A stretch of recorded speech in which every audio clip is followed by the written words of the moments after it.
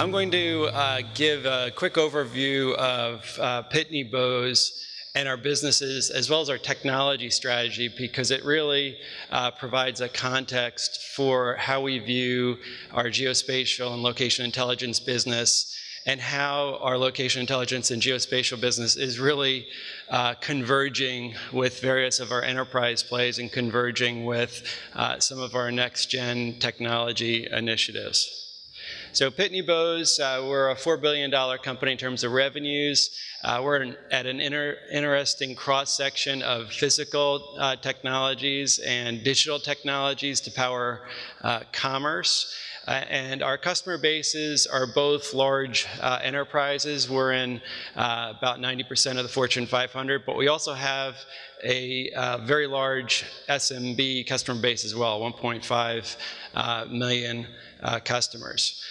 To give you a sense of the businesses we're in and how it's really driven what is an evolving, I think, industry approach to geospatial capabilities and location intelligence. The first category we described there on the left is what we call customer information management. And in our long history in mailing, of which I know very little, I've only been there 2 years, but over time we ended up evolving into a leader in address management, which ultimately caused us to be a leader in data quality. And in a recent press article, we were described as the data management player, Pitney Bowes. So over time, we started to move pretty hard into the category of data quality and data integration and address management. We did about 1 billion web-based address validation calls last year alone. And that centricity in data management for large enterprise customers, as the world shifted from physical mail to more email and more mobile, very naturally led us to a play in geospatial and location intelligence capabilities. So about 8 years ago, we acquired a company named MapInfo. Some of you may know it, and I'll spend a lot of time talking about that category in a bit, but it's a very, very large business and had extremely large growth last quarter. So we're actually finding the area that was historically GIS, as we apply it to the enterprise and apply it in different categories of location-based services, we're finding it's accelerating as a business category at this point. The third area we're in, again selling to large enterprises primarily, is customer engagement, software that helps large enterprises communicate to their customers. And this includes content, customer communications, content creation. It historically was focused on physical and print, and similarly over time we're now helping customers with omni-channel communications and increasingly communications via digital and mobile. One of the things that's most exciting right now for the company is personalized interactive video, which is actually companies communicating to their customers via personalized video to their mobile phones. And you can appreciate how location intelligence now is actually a very helpful asset in that endeavor with large enterprises. Fourth, what we're most typically known for around mailing and shipping. It historically has been a physical business, moving mail or shipping parcels from point A to point B. What's been amazing is how it's really evolved to a data-centric business. Our traditional mailing meters are now data-enabled. We've got a very large IoT initiative and have become microfunds, credit cards essentially, that is letting customers revolve hundreds and hundreds of millions of dollars of financial services. And in the shipping area, we're increasingly seeing customers value location intelligence to optimize what they do in shipping. And then the last business is what we call our global e-commerce business. So there's certainly a wave today where e-commerce sellers, whether they're a couple million SMBs that sell on eBay, who uses us for their entire global shipping solution initiative, both software and fulfillment services, but then also the tens and tens of larger retailers and e-tailers that use us, like Macy's or Bloomingdale's or brands like Under Armour, are increasingly going cross-border. E-commerce is growing 30%, and cross-border e-commerce is growing even faster. So it's a business where by far the leader. We've become something aspirationally, I think, of a Uber for cross-border parcels, where we really have no planes, no trucks, very little in terms of physical shipping management, but we're playing entirely at the data level. And this has helped us evolve into businesses such as tracking, where we had a billion tracking calls, or 3 billion tracking calls last year. At this point, we're selling to e-commerce companies just tracking services, which has a nice tie into location intelligence. So that's the application context we're coming from, which is really very much motivated what you'll see in a couple slides in terms of our approach to location intelligence. The second slide on PB, and then I'll jump to the approach to location intelligence, is our technology strategy. And a big topic for today is how geospatial and location intelligence is converging with a variety of technologies. So our CEO, Mark Lattenbach, who's been with the company 3 years, asked me and the team to think about how technology is changing in the industry and what the key technologies we needed to be great at to win in our marketplace were. And we created this particular view, which we presented again to our board a few weeks ago, which really talked about industry evolution in 2 dimensions. On the horizontal axis is the evolution from a historically physical world through the first generation of digital, which was web, to what's happening today in mobile, and ultimately the digitization of just about everything and the convergence of physical and digital through IoT.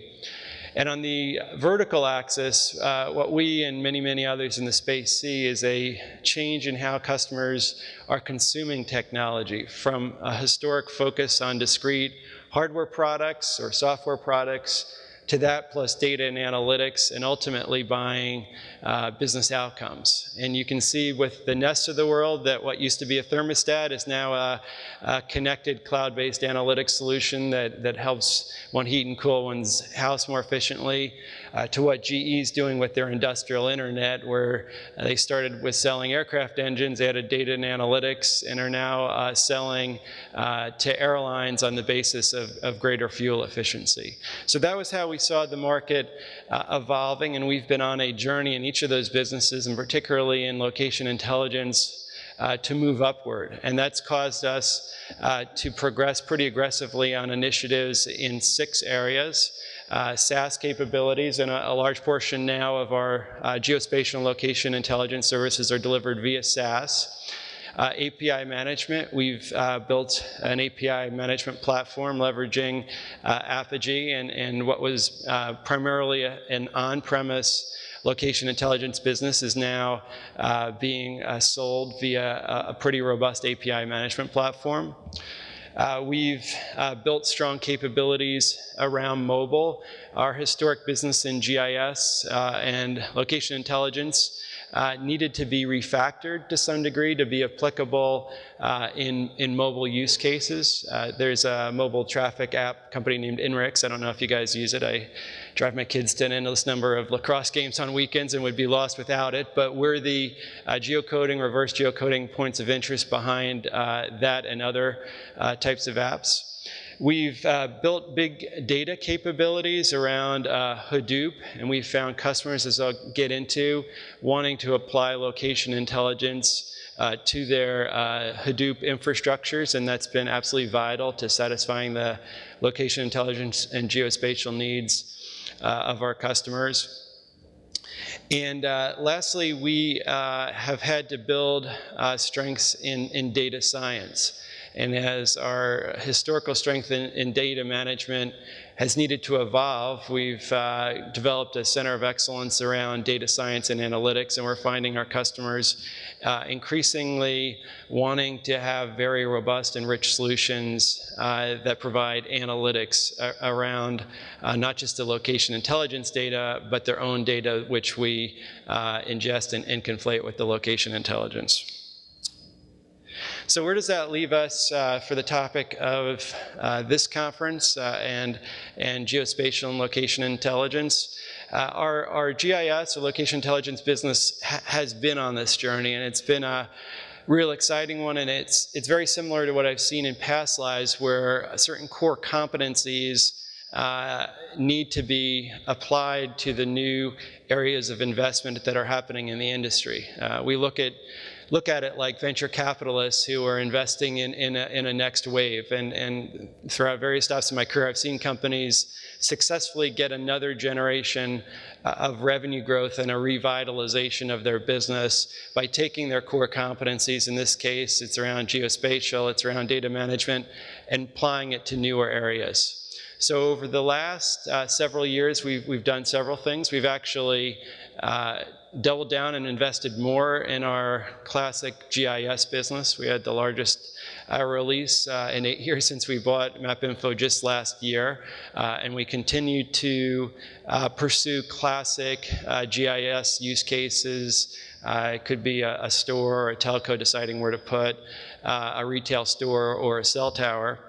But what's really been a big part of our growth and high double digits growth year over year is the application of geospatial and location intelligence to enterprise use cases. And that has caused us to focus very much on integratability, and that means the integration with business intelligence products, the integrations with platforms such as IBM Pure Data or Netezza or SAP HANA, and the increased verticalization of solutions. And so that's caused us to spend much more time with enterprise IT players such as the Oracles of the world, and it's caused us to really get to know customer use cases. And just to give you a couple examples, one of the biggest banks in the world has taken our full suite of location intelligence and evolved it from not just location for ATM machines or retail banks, but it's become the basis of a whole set of enterprise decisions that they make. Where do they do marketing? How do they do marketing? Where do they do sales? How do they set KPIs in their different branch regions? How do they compare different managers? And the CEO of the company likes to surprise different regional managers and essentially do pop quizzes through a geographic view of what's happening in the businesses. There's a telecom company that's one of the leading mobile operators in the world that has similarly evolved its use of our technology from historically cell tower sightings to optimizing sales, marketing, fraud, inventory management. So that has been a very, very exciting wave, and I'm sure it'll be a topic for a lot of the speakers. And then lastly, what we've seen that's been very, very exciting is the application of GIS and geospatial and location intelligence to the newer waves of technology around mobile, around the cloud, around big data, and around IoT. And as I alluded to at the beginning, there's a mobile operator that wanted to provide better, real, accurate coverage maps for marketing purposes and also for customer support purposes. They had 7 billion data points, another 250 million a day that they needed to do geospatial analytics on. And if we hadn't applied our geospatial capabilities to Hadoop, we wouldn't have been able to fulfill the customer's request. And in terms of IoT, it's certainly a hot area today.